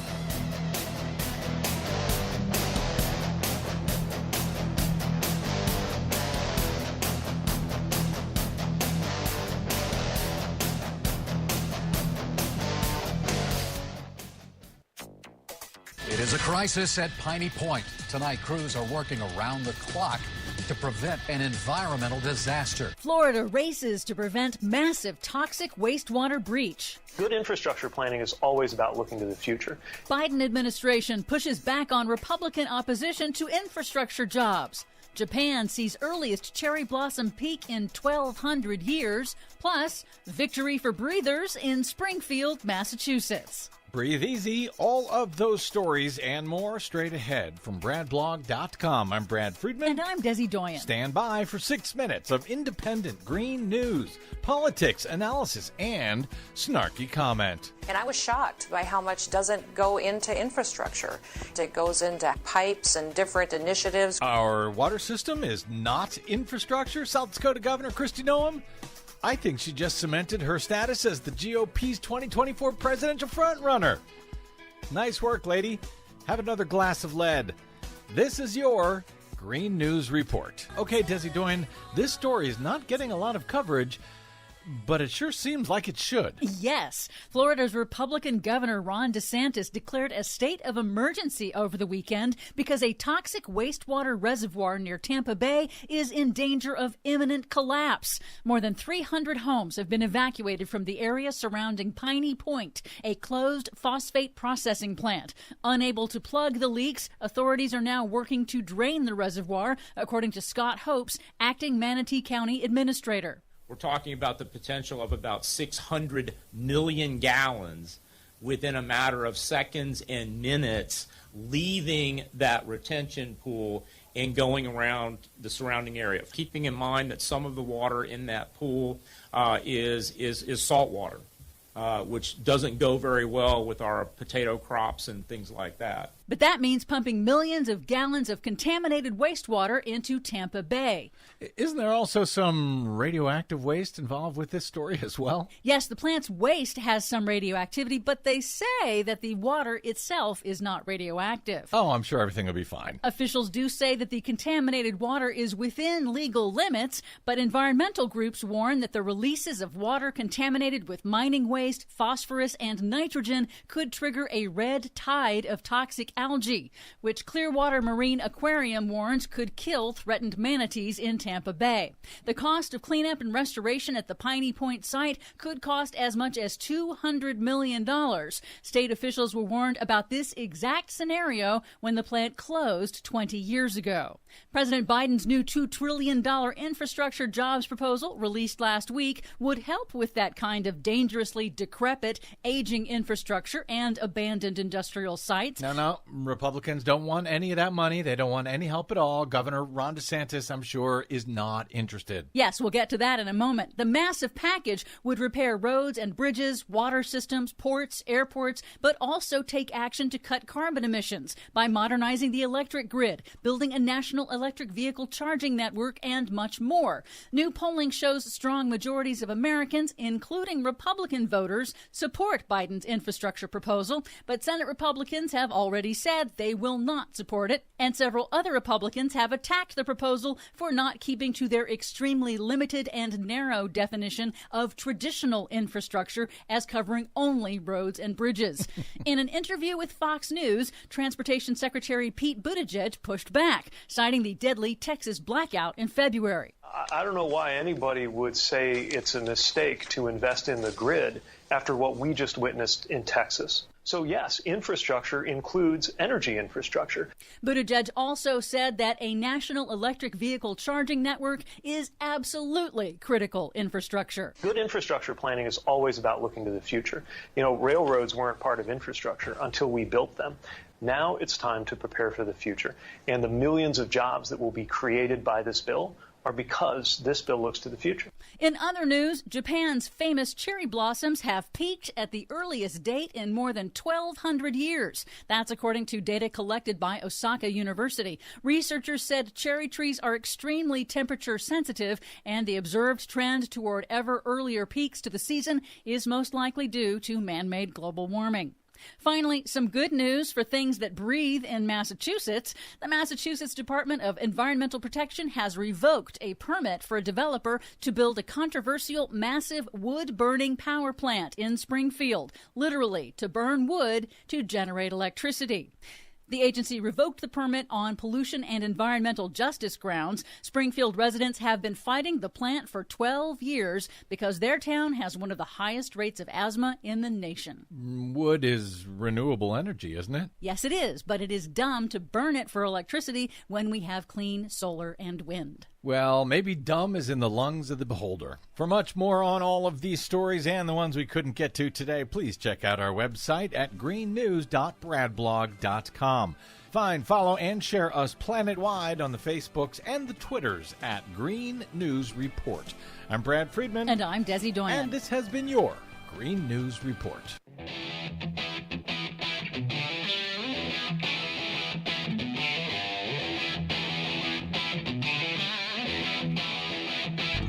Welcome back to the Rick Smith Show. Now, here is Rick Smith.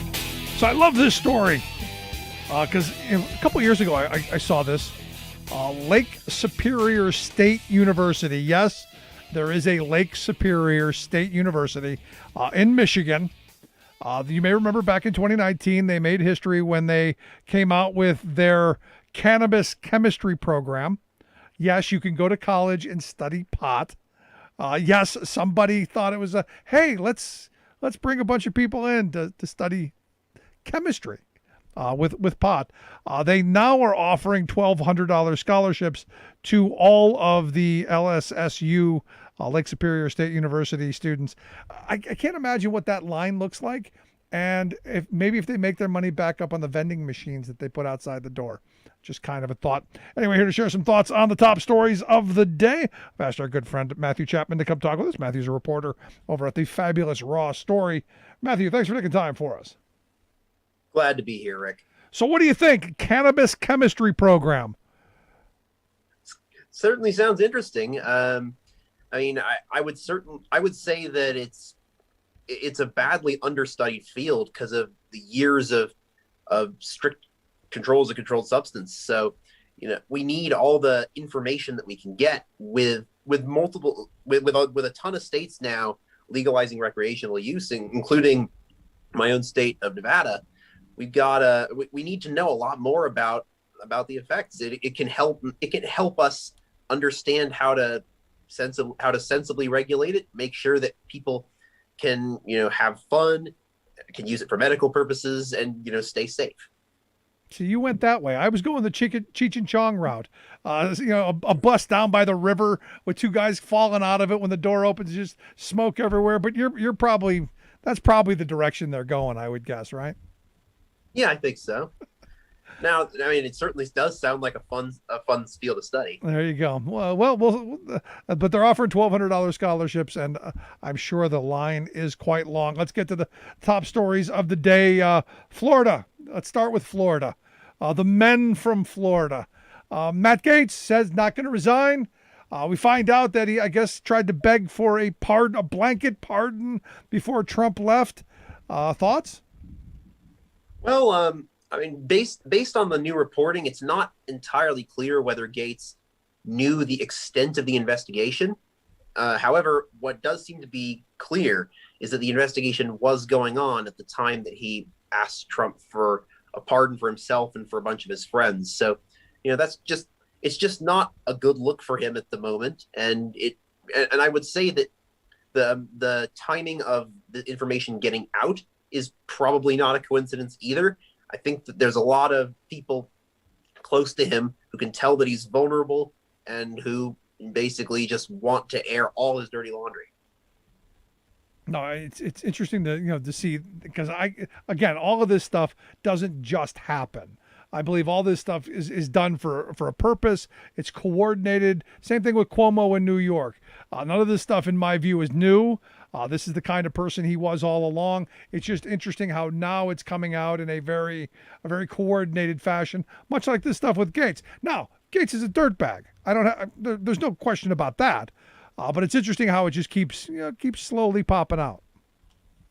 Exactly. There is, and it's really interesting that you brought up Cuomo as an example, because that's also very instructive.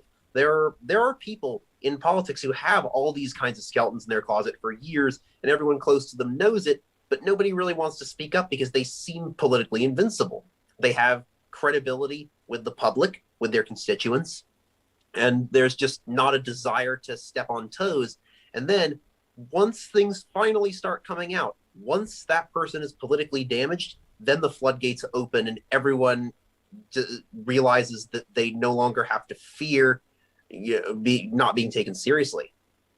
So I look at someone like Gates, and walk with me on this, if you will, because I'm looking at Gates and I'm looking at the Republican Party, them going, we got to find a soul, we've got to find a path, we got to get rid of the crazy. I said that the Democrats should have never gone after Marjorie Taylor Greene, should have left her right where she was. That's a Republican problem. Should have left them to deal with that. Gates is a Republican problem. I see this being not a liberal or Democrats doing this. I see this as Republicans trying to get rid of him. That's certainly possible. I mean, all the indicators are that Republicans aren't going to come out and call for him to resign unless he's actually indicted. But I would not be surprised if a lot of the people leaking this information are his former Republican friends and people in his circle. Yeah, I mean, because at some point you got to if you're the Republican Party, you've got to get rid of some of these, I'm not going to say characters, because that makes it sound like they're fun and they're interesting. You got to get rid of some of the real problems in your party. I look at Gates. I look at Marjorie Taylor Greene. I look at the gun nut woman, Boebert. There's a bunch of them that have kind of gotten into Congress on some. They got a little popular and they won the popularity contest, and now they're kind of screwing things up for not just the Democrats but for the Republicans too. Yeah, people like Gates are really they're the sort of person who's everywhere, fighting every fight that they can. Gates is one of the few members of Congress who's actually replied to me when I commented about him on Twitter. Which should tell you something about how much he loves confrontation. No, and he's thin-skinned. I mean, there's no question about that. If you said something bad about him, he was going to respond to it instead of like I do. I would say that it's funny. Until the last few weeks or so, I would have said that like the one possible redeeming quality about the guy is that he seems to have a sense of humor about himself. But I don't think he does. I don't think he does right now in the middle of all this. Yeah, I mean, going to be interesting to see how it plays out. I mean, early on, my sense was if he did have sex with a 17-year-old, that's a crime. He goes to jail. If it were my 17-year-old daughter, we would have a very long conversation with very few words. If he took her across state lines, that is a federal crime. There are places to go to jail for that. Other than those things of having paying people or taking pictures of other adults and showing them around, I'm sorry, that's not a crime in my view. He's just a dirtbag, but that young girl, if that's true, he should go to jail. Absolutely, and it's worth noting that even if he is dodges the bullet on that sort of charge, they're looking into a lot of other things. Like, I mean, there have been reports he might have involved campaign money in his encounters with women, and that is going to be a crime even if the women are all over age. No, that would be great. If you're using campaign dollars to pay hookers, what I think didn't Jerry Springer get caught for that years ago? Or no, he wrote a check that bounced. I'm sorry. He tried to pay a hooker with a check that bounced. That's what got him into trouble. None of this stuff is new. And this is one of those moments where you just go, I don't care about that so much. But there are laws that were broken. If there was campaign money, then those are laws. You broke them. You knew what you were doing. You go. But all the consenting adult stuff, I have no interest in. Yeah, I'm inclined to agree. Let's move along. Trump. Evidently, it's turned out that he's been ripping off some of his faithful. Is there any surprise that this would be going on? I mean, it's honestly not that surprising to anybody who follows him. I mean, he's built his whole brand on projecting success and then urging people who to join him and be a part of that success, and along the way pay him an enormous amount of money, way more than they can afford, and they'll ultimately end up with nothing because it's always a con. Yeah, I mean, I'm just looking at. There's a great picture that was banging around on the internet. And I'm sure you've seen it with Stephen Miller, where they took a picture talking about Coca-Cola, and he tries to hide the bottle of Coke behind something while he's talking about boycotting Coke. You can see that there's actually a bottle off to the side. Yeah, we saw that. One of the things that blew my mind about this new reporting is that for a time, it's like something like 2 to 3% of all credit card fraud complaints in the entire United States were people unhappy that Trump's campaign was double billing them. Wow. Say that again. I think that's important. Say that again. Yeah. So some of the reporting that I've seen suggests that 2 to 3% of all credit card fraud complaints in the U.S. for a time while this was going on was people upset about the double payments and recurring payments to Trump's campaign. I mean, when you stop and think about this, I mean, there are foreign countries that are spending as much time as they possibly can do to defraud the credit card system. Trump was at 2 to 3% of it. I mean, that's an enormous amount. It really is. It's just staggering. Wow. And I understand they paid some of it back, right? Yeah. And the most amazing thing is it's not even clear that what he did is illegal. It was clearly shady. But, technically the law might give him some wiggle room given that he did put all the disclaimers on the site. He just tried to hide them. Yeah, I don't think it was illegal. I think it's just Trump being Trump. And as I tweeted out the other day when I saw the story, I'm like, this is what you get. What's that thing? A fool and his money soon parted. There you go. Yeah. I mean, I would be inclined to just laugh it off if it weren't for the fact that a lot of the people scammed out of this were retirees who really don't have any money. Yeah, but doesn't this come to the place where you shouldn't have been giving him money in the first place? Yeah. I mean, yeah, my sympathy, I say that I have sympathy, but only to a point. Let's get to January 6th. I'm sure you saw the clip, Donald Trump saying it wasn't a big deal. There was zero threats. In fact, people were hugging and kissing the police. They had great relationships, all of that stuff. It was a wonderful thing. And they're now persecuting those poor people who just walked in and walked out. They didn't do anything wrong. We're now seeing that there are some plea agreements moving forward. I mean, it's hard to dignify that with a response, but I guess the response I would have to that is that Brian Sicknick certainly was not hugged to death. And the 150 policemen who were off because they were beaten and bruised, and they weren't hugged. I guess if you really hugged aggressively, but it's just crazy to me. But now we're seeing some of these people who are coming up for prosecution, and there's actually talk of some of them maybe not seeing jail time.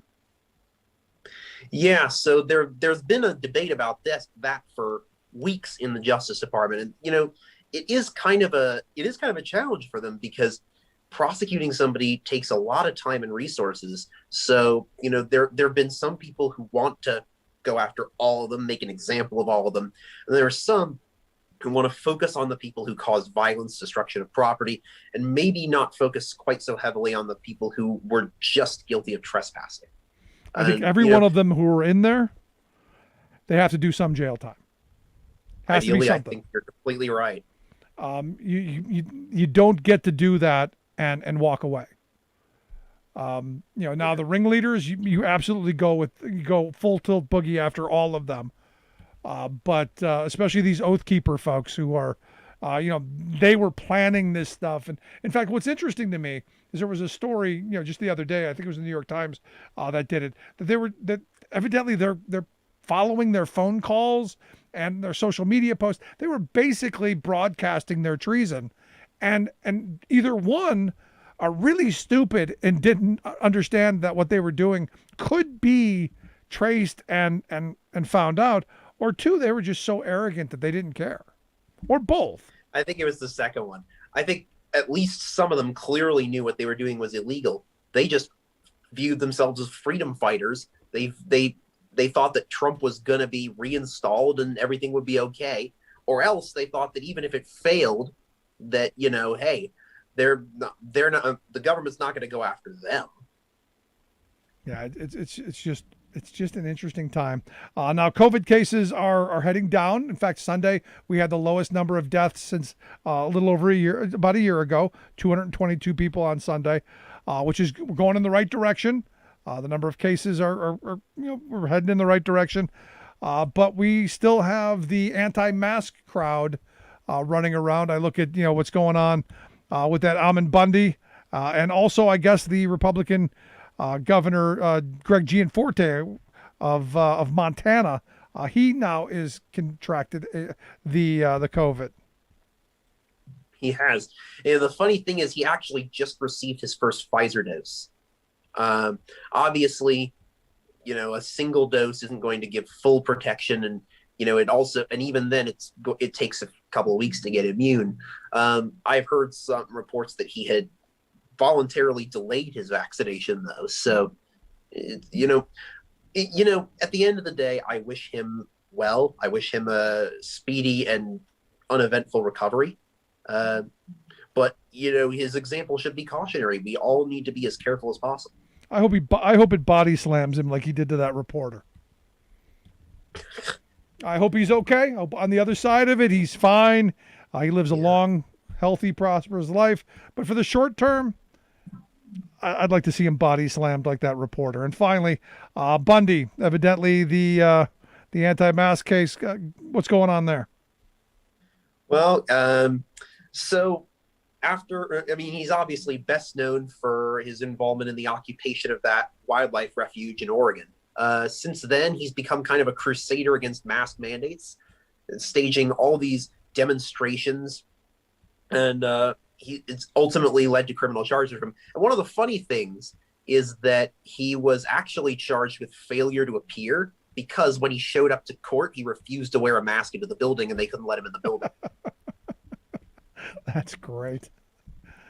This is one of those things where you just go, just wear the damn mask. How hard is that? Imagine having this twisted a notion of what freedom is. Yeah. I don't know. In the perfect world, this is one of those moments where you find a right-wing crazy person like this who goes, well, he might have been infected. I had to stand my ground. I might have to shoot him. I mean, this when you get to these weird kind of stances where common sense no longer is common, this is sadly where this stuff could go. I mean, he could be infected, like that Gianforte guy could be infected. I don't want to be around someone who's infected. He refuses to protect himself or me. He might have to go. Absolutely. I mean, it is absolutely vital that we just take simple measures to protect ourselves and the people around us. Crazy, just crazy. It is really not that onerous to wear a mask out in public. No, but look, I'm sure he's making a lot of money off of this. There are a lot of, a lot of Trump supporters who don't mind being double billed, because ultimately they weren't all of the people didn't come forward and complain. Just a pretty good sizable chunk. So you got to wonder how many people he's still fleecing to this day. It's incredible stuff. But Matthew, I appreciate the time. As always, great talking with you. I hope people check out the website, rawstory.com. You guys do incredible work. Always love having you on. Thanks so much. Thank you so much. I'd be happy to come on again anytime. Anytime. I appreciate it, man. Our good friend Matthew Chapman. Make sure you check out his work over at Raw Story. Quick break. Right back to wrap things up. Stick around.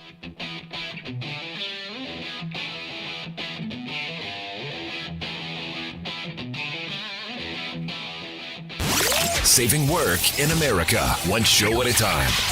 The Rick Smith Show.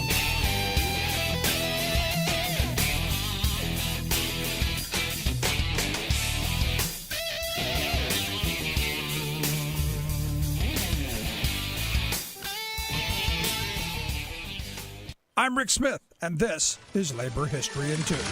On this day in labor history, the year was 1917. That was the day that the United States declared war on Germany and entered World War I. The war had been raging since 1914, but the U.S. did not enter the conflict until 1917.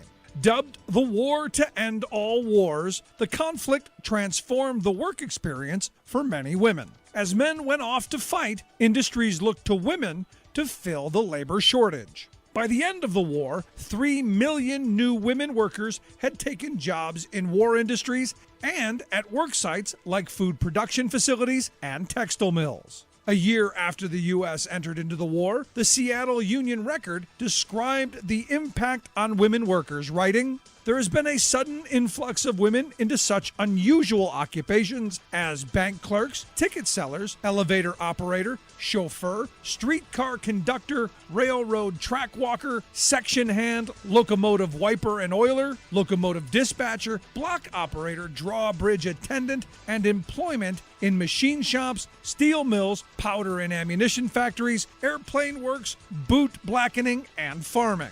The Department of Labor established the Women in Industry Service to address the needs of this growing women's workforce. After the war, the initiative was renamed in 1920 to the Women's Bureau. Its charge was to, quote, formulate standards and policies which shall promote the welfare of wage-earning women, improve their working conditions, increase their efficiency, and advance their opportunities for profitable employment. Yet after the war, many women were not able to keep their new jobs. Men returning from the battlefront expected women to return home and open up jobs for male workers.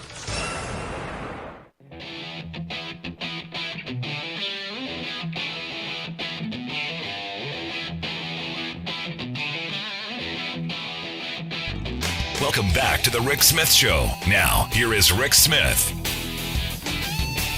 So in response to one of the questions we got via social media, yes, Matt Gaetz is going to be at Trump's big shindig. I guess it's on Friday.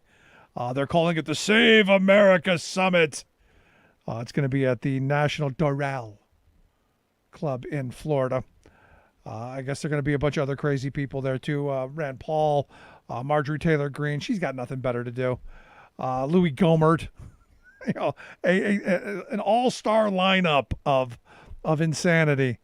But yeah, Gaetz is on the agenda, and you got to wonder. I'm sure Trump's not going to dump him because he's right there. And yes, it is hosted by the pro-Trump group, Women for America First. Those are the women who want Trump to grab him by the you-know-what. And look, this is one of those moments where people get really upset about Matt Gaetz objectifying women. Understand, these are the women who are okay with that, because there are some that are okay with it. These are who these people are. Just is what it is. It is what it is. But I'm looking forward to the big summit on Friday to see the clown show in action. We will be taking Thursday and Friday off. Little respite. Now that, we don't have to worry about who's sitting in the White House every second of the day. Taking a little break. Wife's going away for a couple of days to do her thing, and she'll be surprised when she comes home. Things will be changing. And now she's afraid. But yeah, we're going to take a couple of days off, Thursday, Friday, get some things in order, move forward and stuff. I'm going to play some of the best of the program, so you're not going to want to miss any of that stuff. Going to put out our panel discussion. One of the things that we've been trying to do here on the program is, bring in some more voices, do some things a little bit differently this year that I'm excited about, and because we've gotten a lot of feedback on, hey, what should we be doing? What should we be talking about? I've been heavily focused on job stuff. For me, it's all about getting stuff done. It's about getting people back to work, getting our economy moving. It's all about making sure that we have the best possible chance of turning things around once this pandemic is behind us. Once people are vaccinated, we pick the ball up and we start running forward and transforming our country in ways that we've only talked about in past decades. We have an opportunity here. We just have to make sure that we have the Democrats on the right page and push the Republicans into helping as well. For me, it is that simple. And it is what it is. But lots to do over the next several months. Lots of work to be done, lots of investments to be made. Just got to make sure that we push. Contact your senators, your congressmen. Early, contact them often. And oh, by the way, anyone in my area, contact Barbara Gleam, the state representative, and tell her you're disgraceful. Shame on you. If you missed any of today's program, thericksmithshow.com. That's where you go to get the podcast. The Rick Smith Show app on the smartphone. Take the program on the go wherever you go. And as always, you can email me, rick@thericksmithshow.com. Thanks so much for tuning in. We'll see you back here next time. You've been listening to The Rick Smith Show. Email Rick at rick@thericksmithshow.com. Until next time, this has been The Rick Smith Show, where working people come to talk.